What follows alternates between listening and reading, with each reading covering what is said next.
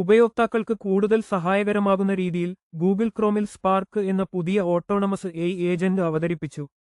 July മാസത്തിന്റെ അവസാനത്തോടെ അവതരിപ്പിച്ച ഈ ഫീച്ചർ വഴി ഉപയോക്താക്കളുടെ സേവ് ചെയ്ത വിവരങ്ങൾ ഉപയോഗിച്ച് മൾട്ടിസ്റ്റെപ്പ് ജോലികൾ ചെയ്യാനും വെബ്സൈറ്റുകളിൽ സ്വയം നാവിഗേറ്റ് ചെയ്യാനും ഈ ആർട്ടിഫിഷ്യൽ ഇന്റലിജൻസ് സംവിധാനത്തിന് സാധിക്കും. ഗൂഗിളിന്റെ ഏറ്റവും പുതിയ അൾട്രാ വരിക്കാർക്കാണ് നിലവിൽ ഈ സേവനം ലഭ്യമായിട്ടുള്ളത്. ആൻഡ്രോയിഡ്, iOS, വെബ് പ്ലാറ്റ്ഫോമുകളിൽ ഇത് ലഭ്യമാണെങ്കിലും ക്രോം ഓട്ടോ ബ്രൗസർ ഫീച്ചർ നിലവിൽ അമേരിക്കയിൽ മാത്രമായി പരിമിതപ്പെടുത്തിയിരിക്കുന്നു. വർക്ക്, സ്കൂൾ അക്കൗണ്ടുകളിൽ ഡിഫോൾട്ടായി ഈ ഫീച്ചർ ലോക്ക് ചെയ്തിരിക്കുകയാണ്. ക്രോമിലെ ലോക്കൽ ടാബിലാണ് സ്പാർക്ക് പ്രവർത്തിക്കുന്നത്.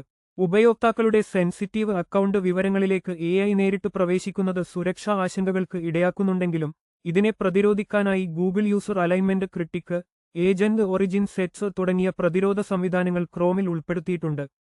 പ്രധാന അക്കൗണ്ടുകൾ അപകടത്തിലാക്കാതെ ഈ ഫീച്ചർ പരീക്ഷിക്കുന്നതിനായി പേഴ്സണൽ ഹിസ്റ്ററിയും സേവ് ചെയ്ത പാസ്വേഡുകളും ഇല്ലാത്ത മറ്റൊരു ക്രോം പ്രൊഫൈൽ ഉപയോഗിക്കാവുന്നതാണ്.